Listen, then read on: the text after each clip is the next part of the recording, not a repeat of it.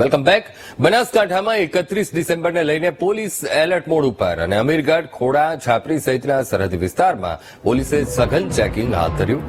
Amirgadh border ઉપર જિલ્લા police વડા અને એલસીબીની ટીમે નિરીક્ષણ કર્યું. શાંતિપૂર્ણ માહોલમાં 31 ડિસેમ્બરની ઉજવણી થાય તે માટે આ કવાયત હાથ ધરવામાં આવી.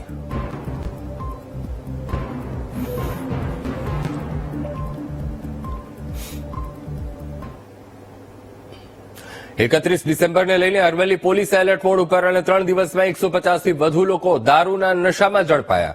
હાઈવે પર પોલીસનું સતત ચેકિંગ ચાલુ છે અને મોડાસા હેડક્વાર્ટર ચેકપોસ્ટ ઉપર પોલીસ તૈનાત છે.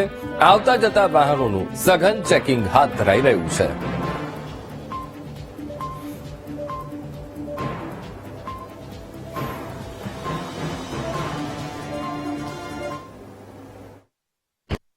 મોડાસા ટાઉન વિસ્તારમાં અલગ અલગ 5 પોઈન્ટ જેમ કે હેડક્વાર્ટર છે, હજીરા સર્કલ છે, પેલેટ સર્કલ છે, સહયોગ સર્કલ છે અને રાણા સૈયદ, આ 5 પોઈન્ટ ઉપર 5 અધિકારી અને 30 માણસો સાથે સતત વાહનનું ચેકિંગ ચાલુ છે.